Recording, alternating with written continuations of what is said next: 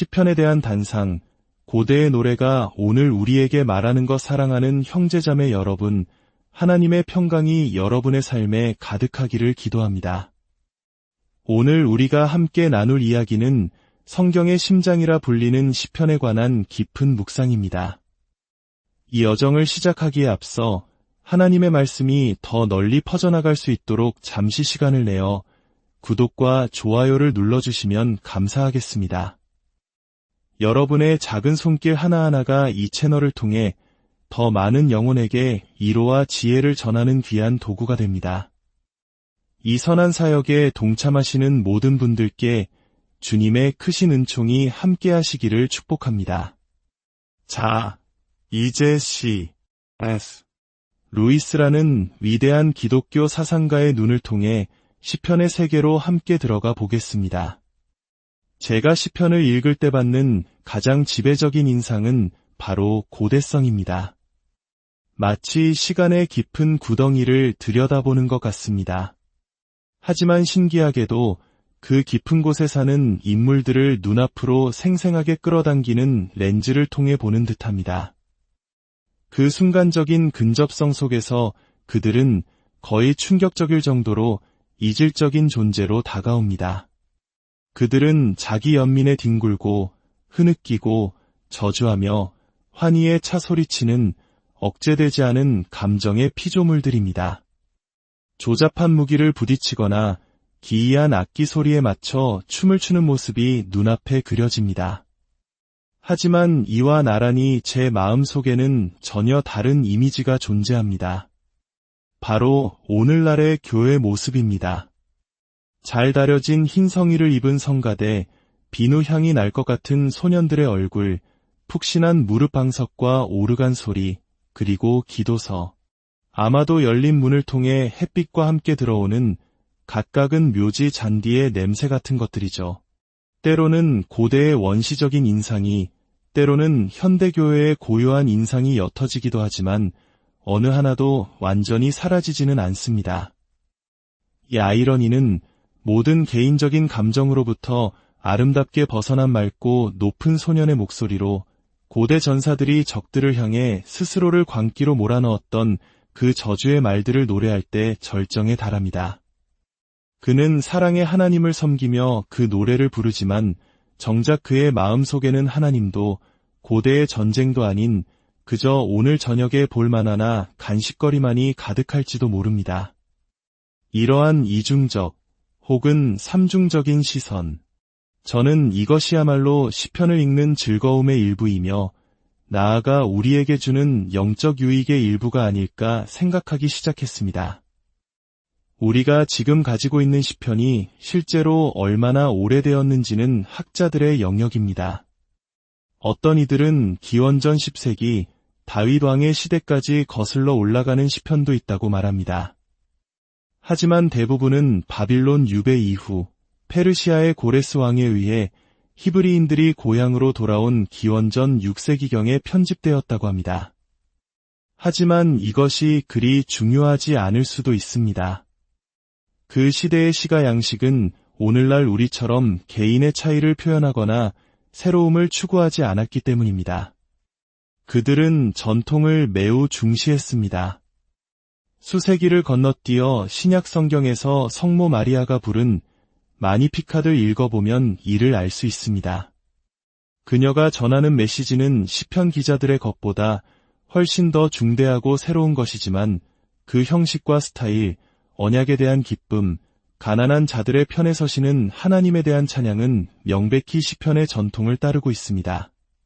그렇기에 저는 시편을 읽을 때 우리가 과거 아주 먼 곳까지 뻗어있는 살아있는 현의 한쪽 끝을 잡고 있다고 느낍니다. 시편의 정신은 가장 오래된 그리스 문학보다도 더 낯설게 느껴질 때가 많습니다. 이는 단순히 연대의 문제가 아닙니다.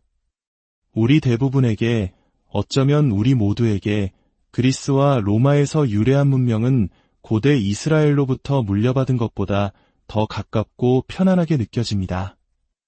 과학, 철학, 정치, 문법에 사용되는 단어와 개념 자체가 모두 그리스 로마에 뿌리를 두고 있기 때문입니다. 하지만 어떤 그리스도인도 성경을 읽으면서 이 멀게만 느껴졌던 고대 히브리인들이 어느 순간 그 어떤 그리스인이나 로마인도 될 수 없었던 의미에서 우리의 형제가 된다는 사실을 발견하지 않을 수 없습니다. 예를 들어 잠언을 처음 펼쳤을 때 얼마나 지루하고 멀게 느껴집니까? 마치 아라비안 나이트를 패러디하듯 덥수룩한 수염의 동양인들이 끝없는 격언을 읊은 것처럼 보입니다.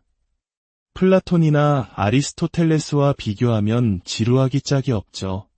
하지만 포기하려던 바로 그 순간 이런 구절이 눈에 들어옵니다.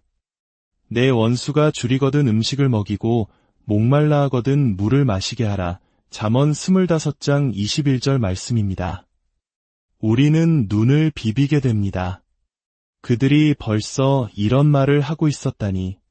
그리스도께서 오시기 아주 오래전에 이미 그들은 이 진리를 알고 있었던 것입니다. 그리스 철학에도 제가 알기로는 공자의 가르침에도 이런 내용은 없습니다. 이것이 바로 우리가 시편에서 자주 겪게 될 놀라움입니다. 이 낯설고 이질적인 인물들은 문화적 혈통이 아닌 영적 혈통에 있어서는 바로 그들이 우리의 조상이며 오히려 세련된 고전 세계의 인물들이 이방인임을 어느 순간 보여줍니다. 그렇다고 해서 히브리인들이 그리스인이나 로마인들보다 단순히 더 나은 사람들이었다는 의미는 결코 아닙니다. 오히려 정반대입니다. 우리는 시편에서 고전에서는 찾아볼 수 없는 훨씬 더 집요한 잔인함과 완전한 자기위의 표현들을 발견하게 될 것입니다. 만약 우리가 이런 불편한 구절들을 무시하고 우리가 좋아하는 몇몇 시편만 읽는다면 우리는 핵심을 놓치게 됩니다. 핵심은 바로 이것입니다. 이 광신적이고 때로는 살인적인 히브리인들이 더 계몽된 다른 민족들이 아니라 바로 그들이 거듭하여 짧은 순간이나마 그리스도교적 영성의 수준에 도달했다는 점입니다. 그들은 이교도들보다 선하거나 악한 것이 아니라 동시에 더 선하고 더 악했습니다. 그들은 이교도들이 갖지 못한 무언가를 가지고 있었고 소크라테스가 몰랐던 무언가를 알고 있었습니다. 그 무언가는 그들의 성품에서 자연스럽게 나온 것처럼 보이지 않습니다. 마치 외부에서 주어진 것, 즉 그들이 주장하는 바대로 계시처럼 보입니다. 하나님께서 그들을 선택된 민족으로 삼으셨다는 주장은 참으로 놀랍습니다. 만약 우리가 기원전 15세기의 세상을 보고 어떤 민족이 하나님의 의식을 맡게 될지 맞춰보라는 요청을 받았다면 우리 중 많은 이들은 아마 이집트와 같은 거대 문명을 선택했을 것입니다. 이는 마치 유리의 재료가 단단하거나 투명하지 않은 것과 같습니다. 과정을 모르는 사람에게는 전혀 예상 밖의 결과물이죠. 혹은 우리 자신의 조상을 생각해 보십시오. 젊은 시절 우리는 우리와 가장 공통점이 많은 사람들을 친척이 아닌 친구나 동료 중에서 찾습니다.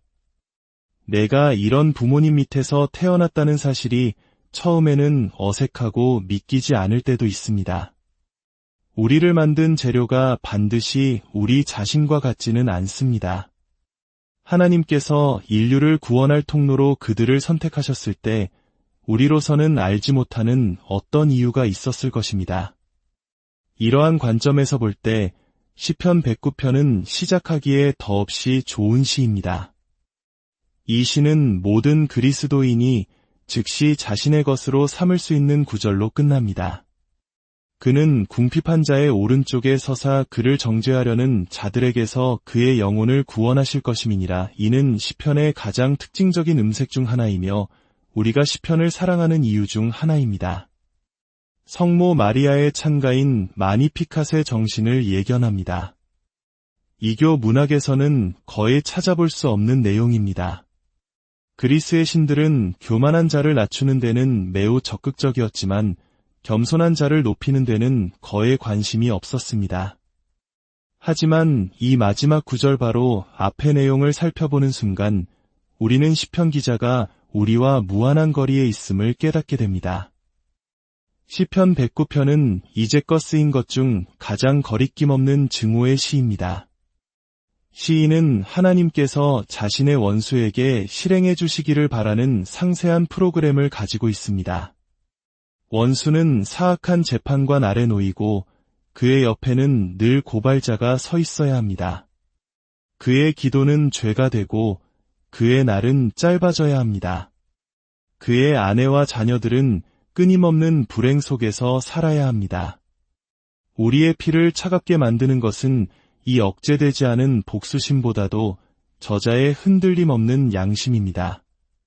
그는 아무런 거리낌이나 수치심 없이 이 끔찍한 감정들을 있는 그대로 하나님께 바칩니다. 그리고 그 저주에서 돌아서서 곧바로 이렇게 기도합니다. 그러나 주 여호와여, 주의 이름으로 말미암아 나를 선대하소서. 주의 인자하심이 선하시오니 나를 건지소서. 물론 그는 아주 오래전에 살았던 사람입니다. 그가 겪은 상처는 인간적으로 견딜 수 없는 것이었을지도 모릅니다.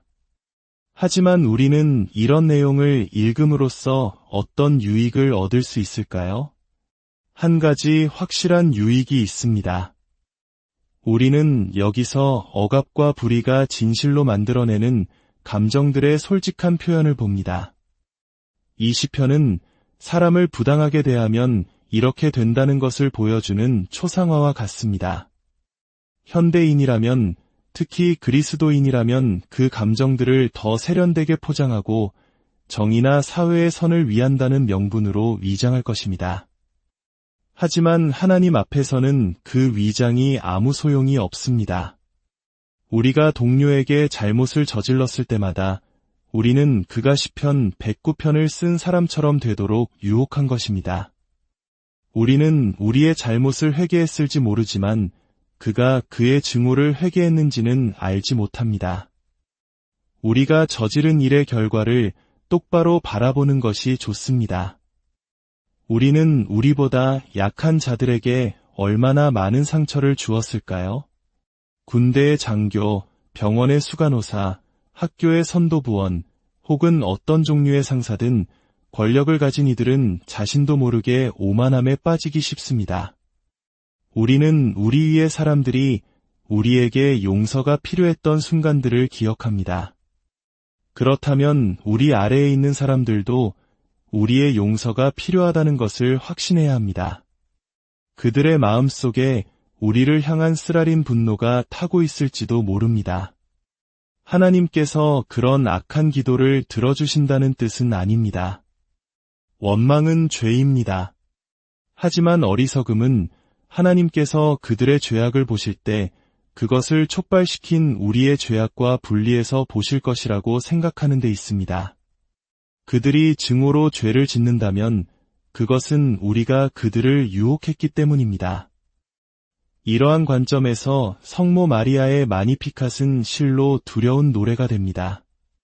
성경에서 우리를 소름 돋게 하는 두 가지가 있다면 하나는 마니피캇이고 다른 하나는 요한계시록의 어린 양의 진노라는 구절입니다.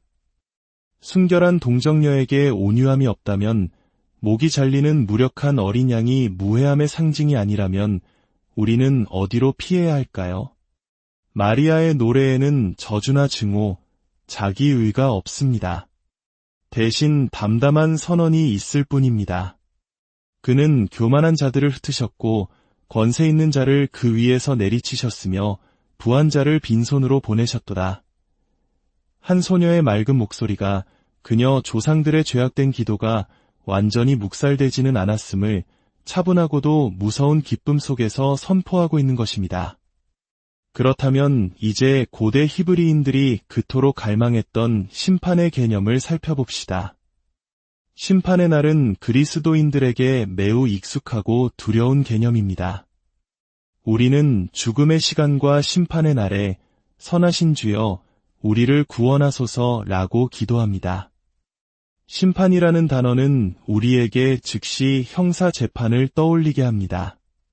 재판석의 판사, 피고석의 피고인, 무죄 선고의 희망과 유죄 판결의 두려움. 하지만 고대 히브리인들에게 심판은 전혀 다른 것을 의미했습니다. 시편에서 심판은 죄 많은 신자가 두려워하는 것이 아니라 억압받는 신자가 희망하는 것입니다. 여호와여 나를 판단하소서, 나의 송사를 변호하소서라고 그들은 외칩니다. 심지어 이방 민족들조차 하나님께서 공의로 심판하실 것이기 때문에 기뻐하라고 말합니다. 그들이 두려워하는 것은 오히려 심판이 우리가 감당할 수 없을 만큼 위롭지 않을까 하는 것입니다. 이 차이는 어디서 오는 것일까요? 바로 예수님의 비유에 나오는 불의한 재판관 이야기에서 실마리를 찾을 수 있습니다. 우리가 생각하는 악한 재판관은 피고를 교수형에 처하려는 난폭한 인물이지만 예수님의 비유 속 불의한 재판관은 전혀 다릅니다. 사람들은 그에게 제발 재판을 해달라고 간청합니다. 문제는 그의 재판을 받는 것 자체가 어렵다는 점입니다. 이것은 형사재판이 아니라 민사재판의 관점입니다. 피고인이 아니라 원고의 관점이죠. 오늘날 우리는 뇌물이 통하지 않는 공정한 사법제도를 당연하게 여기지만 이는 인류 역사상 매우 드문 성취입니다. 수많은 시대, 수많은 곳에서 가난하고 힘없는 사람들은 자신의 사건이 공정하게 심리되기는커녕 아예 심리될 기회조차 얻기 어려웠습니다. 바로 그들의 목소리가 언젠가 어떻게든 잘못된 것이 바로잡힐 것이라는 히브리인들의 끊임없는 심판에 대한 희망 속에서 울려 퍼지고 있는 것입니다.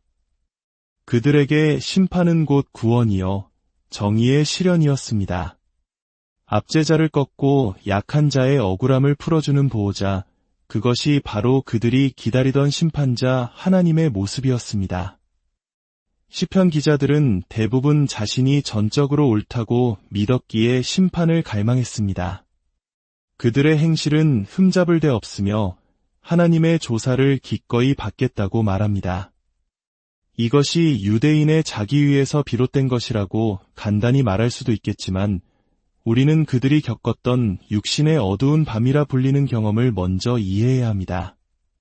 그것은 개인이 완전히 고립되는 경험입니다. 친구와 이웃, 심지어 친척들마저 당신을 피합니다. 당신은 조롱거리가 되고 술주정뱅이들의 노래에 등장하는 웃음거리가 됩니다. 내 원수들이 나를 보고 비웃나이다. 나는 벌레여 사람이 아니라 이 어두운 밤은 단순히 신경쇠약 환자의 망상이 아닙니다. 나쁜 학교에 가 입학한 인기 없는 소년, 히틀러 시대의 유대인, 부당한 해고를 당할 위기에 처한 직장인. 이 상황은 현실에서 실제로 그리고 드물지 않게 일어납니다. 시편은 바로 이 깊고 어두운 고통의 한가운데서 하나님을 붙들었던 사람들의 기록입니다. 그들은 때로 잔인했고 자기 위에 가득 찼으며 오늘날 우리의 시선으로는 이해하기 어려운 방식으로 분노를 표출했습니다. 하지만 바로 그 혼합물 속에 결코 꺼뜨려서는 안 될 불꽃, 바로 정의에 대한 열렬한 갈망이 섞여 있었습니다. 하나님께서는 그 불꽃을 보셨고 부채질하여 마침내 마니피캇의 맑은 불꽃으로 타오르게 하셨습니다. 시편은 우리와 연결되어 있습니다. 성모 마리아의 노래를 통해 그리고 무엇보다도 우리 주님께서 친히 시편을 인용하시고 암송하셨다는 사실을 통해 말입니다. 예수님의 영혼이 그토록 깊이 잠겨있던 책을 우리가 어찌 거부할 수 있겠습니까? 시편 기자들과 우리는 모두 교회 안에 있습니다. 그들이나 우리나 때로는 매우 나쁜 구성원일 수 있습니다. 하지만 우리는 그들을 파문할 수 없으며 그들도 우리를 파문할 수 없습니다. 우리가 시편을 읽을 때 우리는 그들의 잔인함을 용납하라는 것이 아닙니다. 오히려 그 잔인함과 섞여 있는 선한 것, 즉 정의를 향한 그들의 불타는 열정을 보아야 합니다. 그 열정은 오늘날 우리가 잃어가고 있는 것일지도 모릅니다. 억압이 존재한다는 것을 알게 되었을 때 정의를 위해 싸우기보다 어떻게 하면 나도 억압하는 자의 편에 설 수 있을까? 를 묻는 시대에 우리는 살고 있기 때문입니다. 시편은 고대의 노래입니다. 하지만 그 안에는 인간 영혼의 가장 깊은 외침, 고통, 분노, 그리고 궁극적으로는 하나님을 향한 흔들리지 않는 희망이 담겨 있습니다. 이 오래된 기도서를 통해 오늘 우리의 삶을 비추시는 하나님의 깊고 놀라우신 섭리를 발견하는 은혜가 사랑하는 모든 분들 위해 함께하기를 간절히 기도합니다.